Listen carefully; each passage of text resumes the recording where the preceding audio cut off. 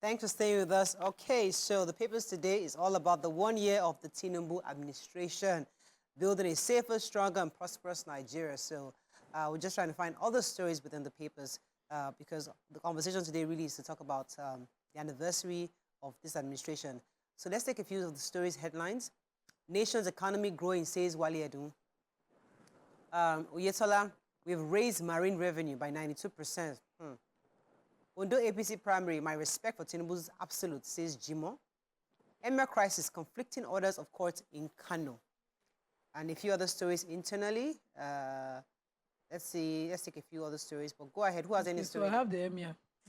So the headline is that the Emirs are, the Emir crisis, conflicting court orders in courts in Kano. So there's a federal high court order, preventing the governor and his functionaries and the, how do I now put it, the reinstated Emir from, interfering with the deposed Ado Bayero, that's the old Emir, from, interfering with his business and, evicting him from the palace. But the state government, as well as the reinstated Emir, Lamido Sanusi, Lamido, and, their staff and everybody also got a state high court order. These two emirs got interim orders, and interim orders are given. So there's no judiciary abuse here like we hear it. When a person comes with a right or a fear of his right being abused, an interim order is most likely to be given to hold things and protect him, yes, pending. So I've heard everybody saying that Nigerian judiciary, as if American judiciary is from God. Well, if you come with an interim order, if I fear that Amaka is most likely going to slap me, or she's going to sit on my chair here, I'll get an interim order that I fear, and if I can show the court that I fear that Amaka, I need an urgent protection, court will grant it. If Amaka to goes and says to the same court, the court would most likely grant it as well. So it doesn't negate his reinstatement at all. No. It's just so that the real crux of the matter has not been heard. The substantive matter itself has not been heard. The court has not gone into the originating summons. Both of them are brought before the court. Thanks for the clarity. Many Nigerians are probably confused. So that we are not, no court is abusing. Okay, another story in the nation. I have, yes, our nation's economy is growing, says the Minister of Finance and Coordinating Minister of the Economy. He said the growth rate surpassed both the population growth of 2.4% and last year's GDP growth rate of 2.31%. He said that this growth is attributed to the effective policies and strategies that were initiated by this administration. He highlighted the importance of agriculture in driving economic progress and reducing inflation. He said that the sector grew by 1.8% in the first quarter of the year from a decline of 0.9% in the same period last year. He said that agriculture is still significantly untapped, and that, he was speaking with the Minister for Agriculture and Food Security, and he had learned that this dry season harvest is quite promising, and that the wet season will even be better. He says that agriculture will help to boost the economy, also help to tackle inflation, as food prices constitute 50% of our inflation index. So he's quite optimistic about the wet season as well.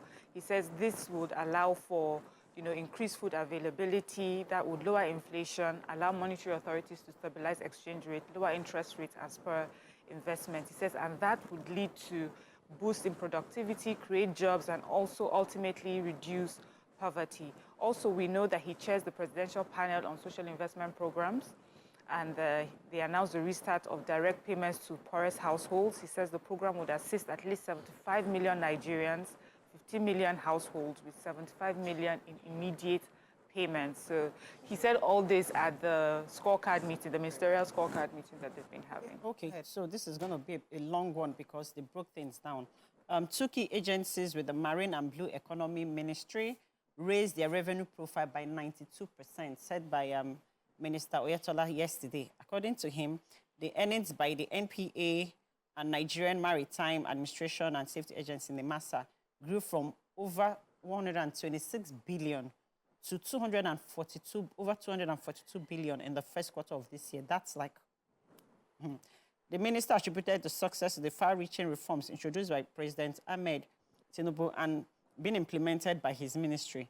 He also said that He also gave a breakdown of the revenue growth by the 4 agencies under his ministry, which is the NPA, NEMASA, the NSC, which is the Nigerian Shippers Council, and then the National Inland Waterways Authority.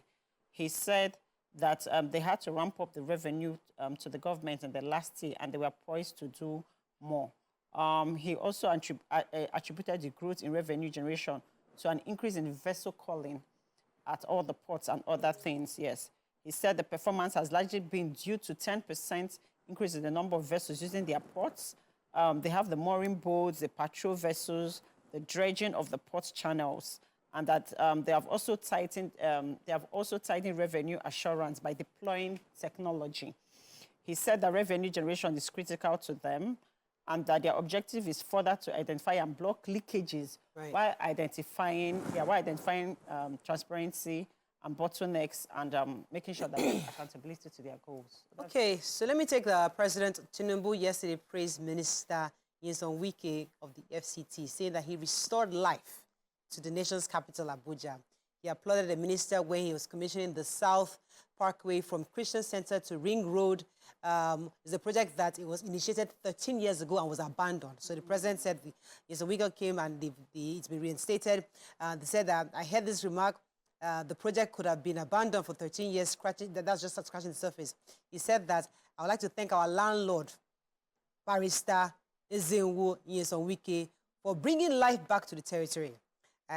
Also said that the parkway not only represents a physical artery that connects vital areas within the FCT, but also symbolizes their collective aspirations for connectivity, ease of livelihood, and accessibility and progress. So it's a major road that connects many key parts of Abuja, and I think many people will be very grateful for this road that was... Word on the street, because when I was in Abuja as well, I heard that a lot. Everybody was commending Wike for all the revamping of the roads that he was doing. They said a lot of the projects had been abandoned. You know, previous administration was as if nothing was happening, but when he came, he's been doing that. Everybody, you know how when Fashola was governor, everybody would talk about lawns. Everybody has been talking about the roads in Abuja because of Wike. Well, we're going to go on a break, but I must express my admiration for the way the nation is very thick this morning. Everybody's celebrating the president, because they just assume that the president will lead the nation. So, like, everybody's greeting is inside the nation. So if you want to see who is greeting President Tinubu today, please buy the nation. You will definitely see all the colors. Let's go on a short break. When we come back, we continue with our review. Stay with us. We'll be right back. Can't even fold the paper, sir. Stay tuned. Your View will be right back.